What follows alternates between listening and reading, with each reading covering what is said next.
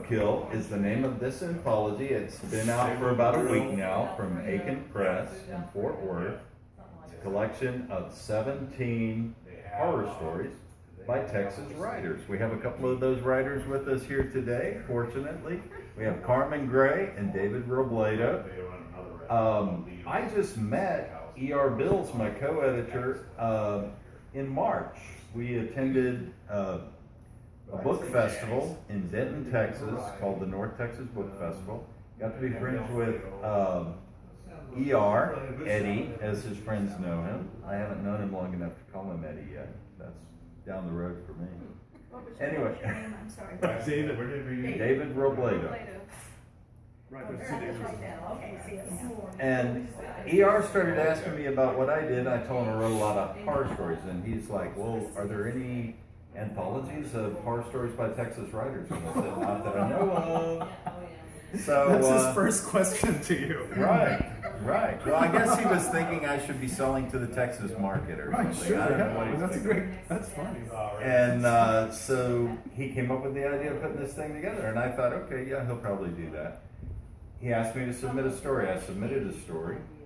And sometime in June or July, he said, would you like to be co-editor? And I really didn't want to, but he was persistent, and I agreed to co-edit, and we started getting in a lot of submissions from all over the state. And his goal was to make it happen by October so it could be out in time for Halloween. And I have to give him all the credit for that, because he's definitely got the energy and enthusiasm that made that happen. We want to thank you guys for showing up today. Carmen, I'm going to turn it over to you. Okay, so I'm going to read a little excerpt from my story. Basically, I'm from Austin, Texas, so the story is set in Austin. And if you know anything about Austin, it's known for its musicians and music and festivals and art. So I took my main character's basically a burned out musician. And I feel like the theme in my story is about exploitation and carelessness. And I'll just read a little bit for you, and then I'll tell you some more about it. So this is in the middle of a story that I'm going to read from. Daniel's the character who's the guitarist. And he's being coaxed by a friend to call the number for this injured cat that he found on his porch. Daniel called the number. It rang a couple of times, and a young girl answered. Hola. Hi, Daniel said. I'm looking for Maya. Yes. Is this Maya? Sí. Daniel motioned to Megan, who he knew could speak a little Spanish because her father was Mexican American. She took the phone. Tenemos un gato que tiene tu nombre. Yes, replied Maya. Megan gave Daniel an inquisitive look and handed the phone back to him.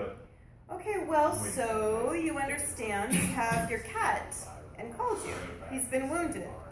Yes, replied this Maya person again. Well, your cat is wounded. Your address is on here. It looks like you live in the apartments just behind my house.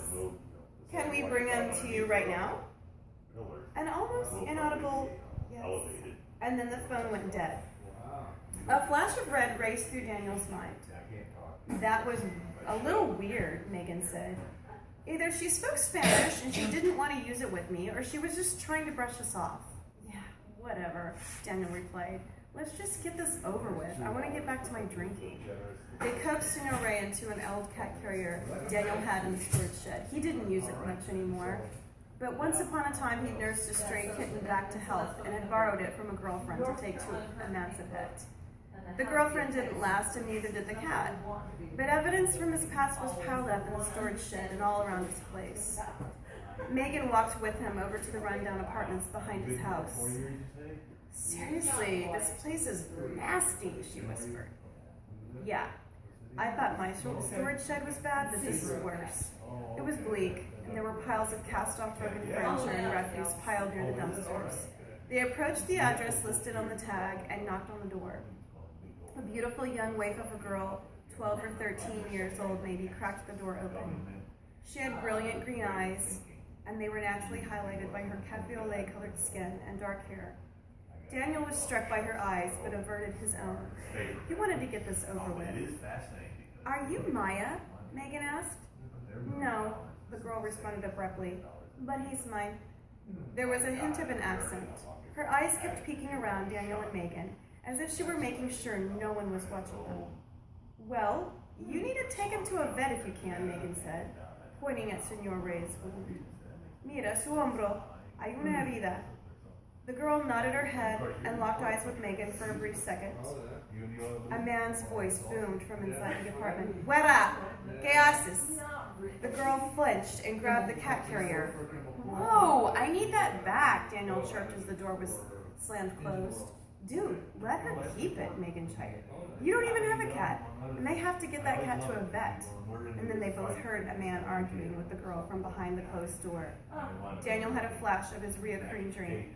"Let's go," he said, wanting to avoid the bad vibe. "Our Good Samaritan duty is done. I'm ready for more beers." Megan leaned her ear closer and tried to make sense of the indistinct chatter. Daniel was suddenly annoyed with her meddling.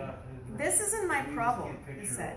"I don't want to know this person's story. I have my own life, and I'm ready to get back to it." And so I'm not going to tell you the rest. You'll have to read it. But basically,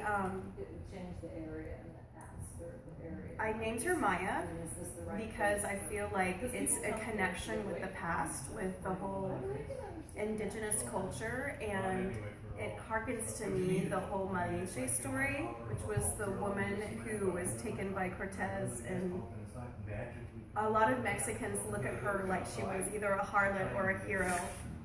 And to me, she's exploited in this story, and there's a ending that you'll find to it. And I feel like the people in the story, the characters, are not caring enough to come in and help her, because I feel like they're so involved in their own problems in their own lives that they do not have they don't have the capacity to go and help. And I feel like his subconscious is trying to wake him up through the dream, through his gift of chromesthesia, which is where he can see colors when he plays music. But he's not willing to take the initiative to help. And so to me, that's the real horror. When someone was asking, I think it was Griff, what constitutes horror? And for me, it's actually all around us all the time, and it's part of our world. It's not even something that I have to imagine about. It is a little bit more. And I work with English language learners, and so to me, I heard a lot of stories, horrific stories, and so I kind of tried to weave that in with what was happening to the characters in the story. So that's it. So do you, in your story, then define horror at all? Your concept of horror, or are you letting the story tell it? Letting the story tell it. Right, well, you know, Carmen, I was an associate editor on this book, and there was a time when Eddie wasn't sure if her story actually should be included in a horror book. It wasn't a question about whether her story was good or not. It's an awesome story. It's a very well told story about a very unknown sort of undercurrent in Austin. You know, you think of Austin, you think of happy hippies on bikes eating granola. Not sort of a sex trade of minors. I can relate. You know? Which is going on. Right. Yes. So you know, it's an awesome story, but there was a question, I think, in his mind, like, is this horror? And ultimately, yeah, we thought it was horror. And so, but hers is unique in that she's really only describing a cultural scene. She's only describing a cultural scene.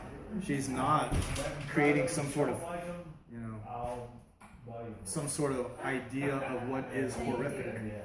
Like, she's describing a cultural scene. She's not describing anything that's supernatural, that pillages people, or, you know, something that doesn't exist that's added to the water that kills everyone. She's really describing, you know, a cultural scene. which is very real. Right, and that is horrific. Right, and I'm struck by your definition of horror, and I really appreciate it, and I think you're absolutely right. But it's so different from what I consider. I'm considering horror the things you're talking about, so your story surprises me, and I can't wait to read it. It does have a bit of a supernatural element to it. We have to say that because there is the psychic connection between Daniel and the girl. Thank you. So right, that's one interesting thing about this book is that like what every single writer in this book has a different, I think, value of horror. Yes. I was noticing that too as I was reading the stories. Yeah, and so you know, we think of, you know, I don't know, Stephen King as a writer of horror, Does your group have a blog or anything where you can explain that to your readers? I think that's an awesome. We have a website. hopefully things like this will be posted, you know, our discussions. They will be. Yeah. Absolutely. That's great. You know, Good critics feedback. haven't picked up on that yet, though. Good feedback. Yeah. Critics haven't picked up on like how horror is being represented in diverse ways, and several stories in this book are actually sort of cultural exposés, Yes, like that's Carmen's, true. you know. And so critics haven't quite noticed that aspect of the book. They are saying that everyone loves Carmen's story, so congratulations for that. Just what you